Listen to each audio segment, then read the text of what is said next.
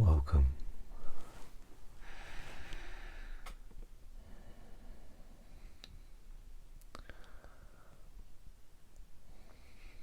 So I've got 20 minutes before I need to leave, and although not ideal, I prefer to not have any restrictions of time, but I wanted to record. It's been a bit overdue.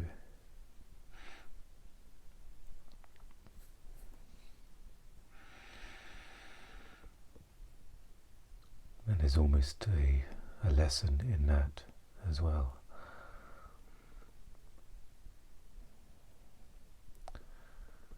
That there may be intentions, there may be desires, expectations, thoughts, but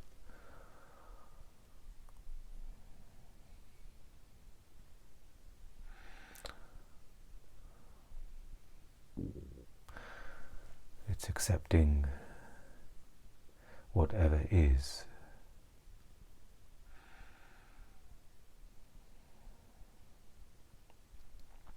Of course, I could hold the narrative, and perhaps I still do a little, where I could have listed all of the moments that I wanted to record and it was my intention, and then it just didn't happen.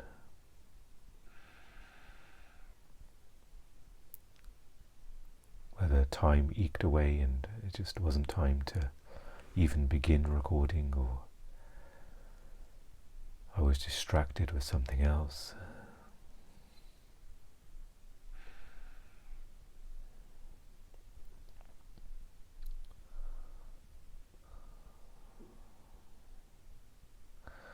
And it's noticing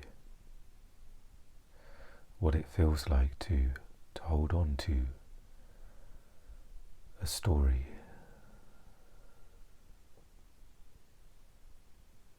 to truly step into the present moment.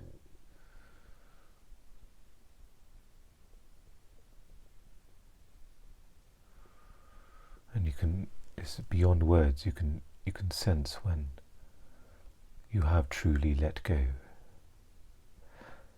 Because even now there's a sense of me still perhaps holding on to, well, I should have recorded it weeks ago. I had so many opportunities, and there is still not only the reaction to that thought, but the root of that. Where does that come from? It's the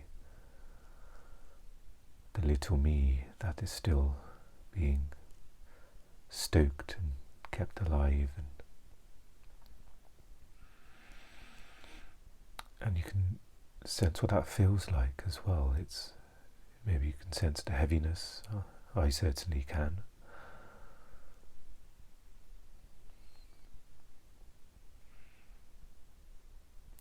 And I can sense the ludicrousy, the insanity of holding on to that, and the insanity of identifying with that egoic, self-made I.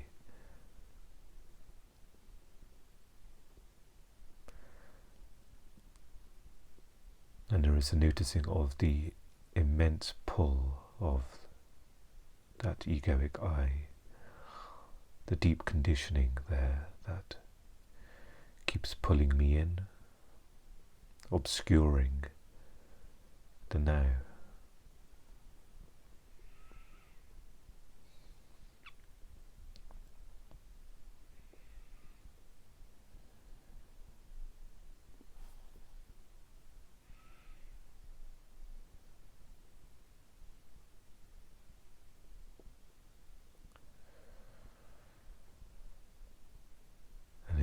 Something I've talked about before, the illusion of being present.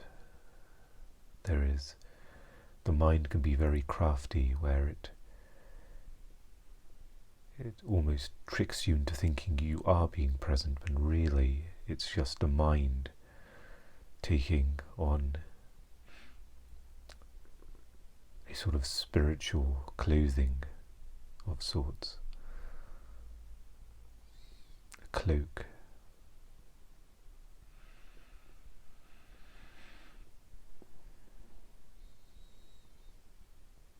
And the concept of being present is almost taking the place of actually being that, not just holding on to the understanding.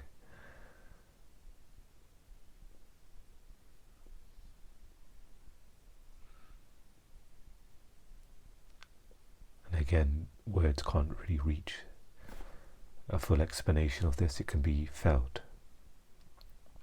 You can feel when the mind is taking on a sort of spiritual shape, but it keeps you identified with mind. You're still looking through the veil or the filter, not truly seeing.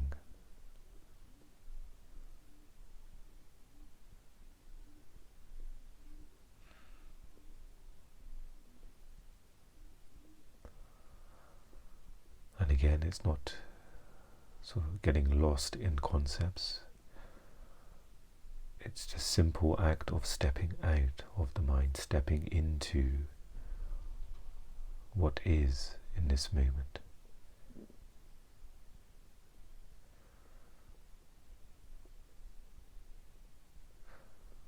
With curiosity, with an openness.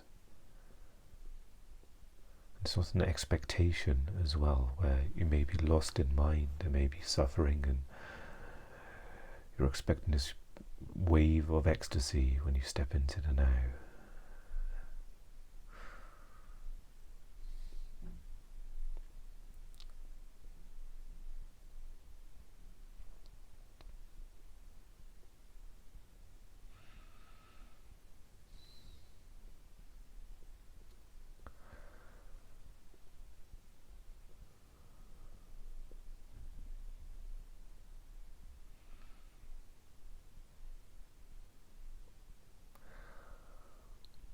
For some it may be very subtle, a sort of gentle peace that arises, and it may not be immediate. The mind may still be slowing down, it may still be active, and it's just being with that.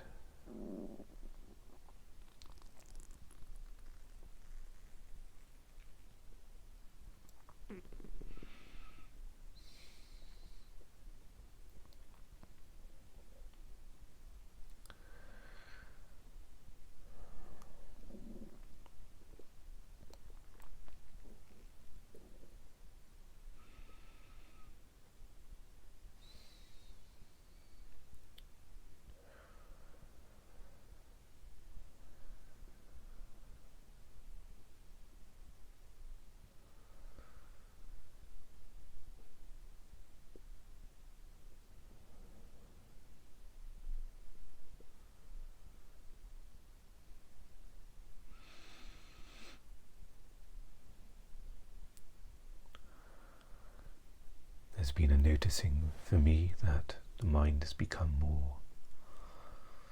more fragile in some respects.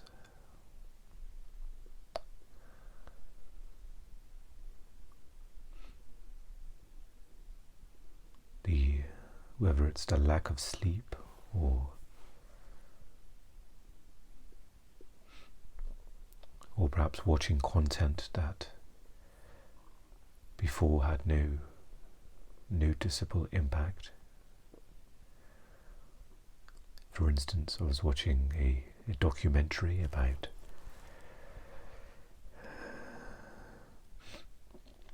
someone who had murdered somebody else, and it was showing the court footage, the real court footage,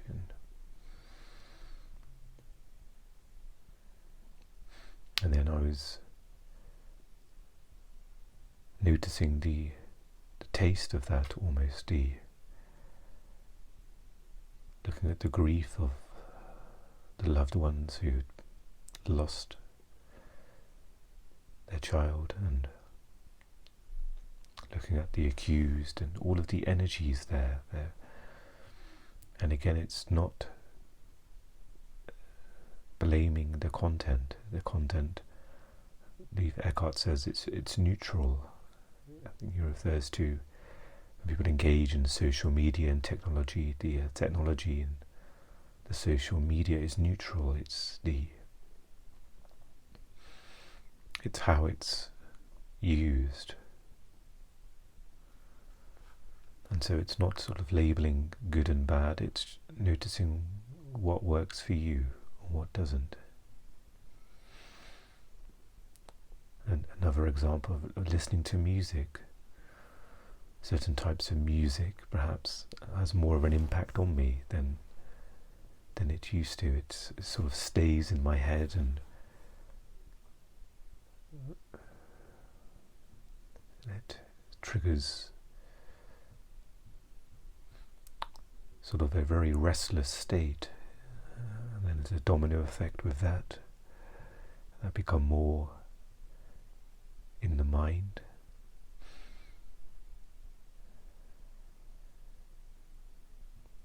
And so it boils down into the question that do I want to be free?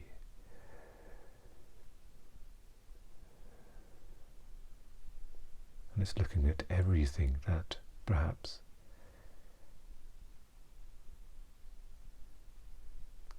slows that down or impedes that process. Whenever that adds more structures and more impressions into the mind, more work to be cleaned up later.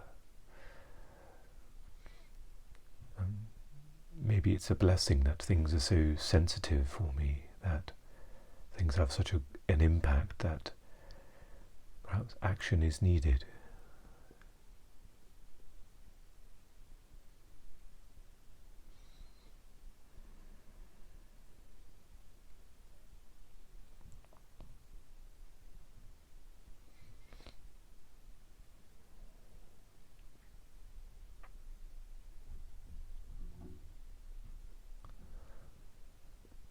And one observation that's been there with the practice is the sense of the one moment when it comes to time.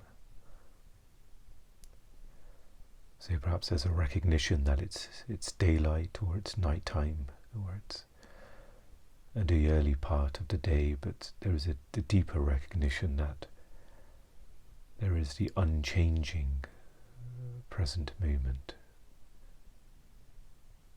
So it's not filtering my day, and wearing the day and feeling it's morning time, and getting lost in that, perhaps that label of, okay, it's morning time, and that can cover up the now in some, or can filter the now.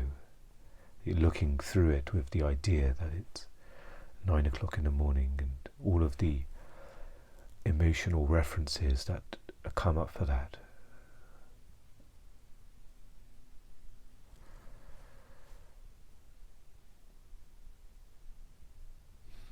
So yes, on a practical level and on a recognizing that yes, it's daylight, okay, maybe there's some enjoyment there, that it's a preference of daylight or nighttime, but in a deeper sense, in the present moment, there's no time there. There's no daylight or nighttime. There's no recognition of time. And so that has been coming up more for me. The certain moments of the day, been catching myself that there's a recognition that it's evening, but there's also a recognition that it's just a now. It's the same now as it was, perhaps in the morning when I recognized that time.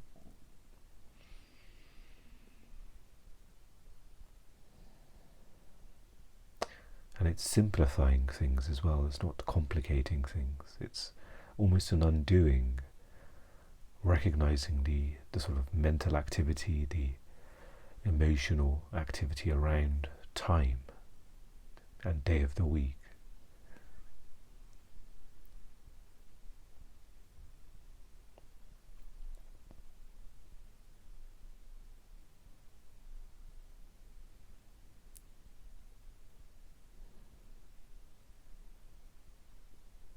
And it's almost clearing itself up in some respects. You don't almost have to undo each of the references and the emotional impressions that one may have of the time of day or what day of the week it is. It sort of, the less attention is on that will sort of clear itself up and dissolve, and there'll always be, of course, the practical recognition of it's this day or this time, but perhaps it will have less of an impact than it used to. That someone could say, oh, it's this time, and there may not be as much of a reaction to that.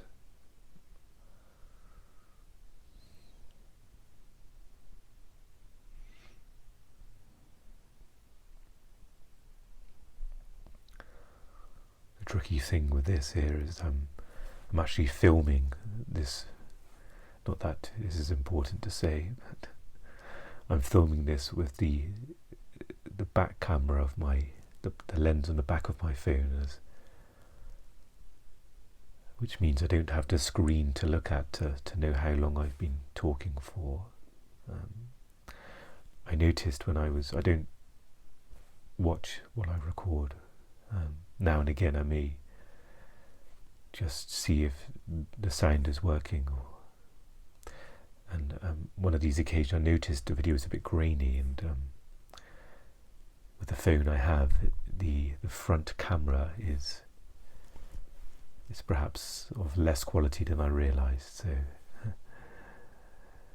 I'm probably going to film in this way for the time being. Just perhaps it improves the image a little bit and makes that a little bit more pleasant to watch. But yeah, I don't have an idea. Of course, normally it wouldn't matter really if I didn't have a restriction of time, but maybe just a few moments of stillness before ending.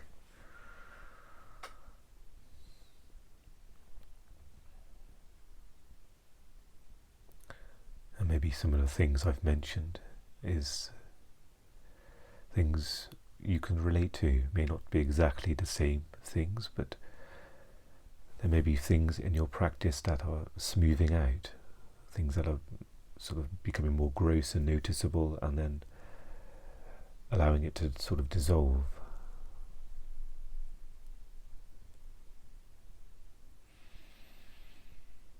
And so it may sometimes seem like there's not much going on, that okay, I'm doing my practice and is it really making a difference as things, but perhaps there's enormous movement and things happening underneath the surface that may not be so obvious in our life situations or our relationships, but there may be. That's one thing to look out for as well.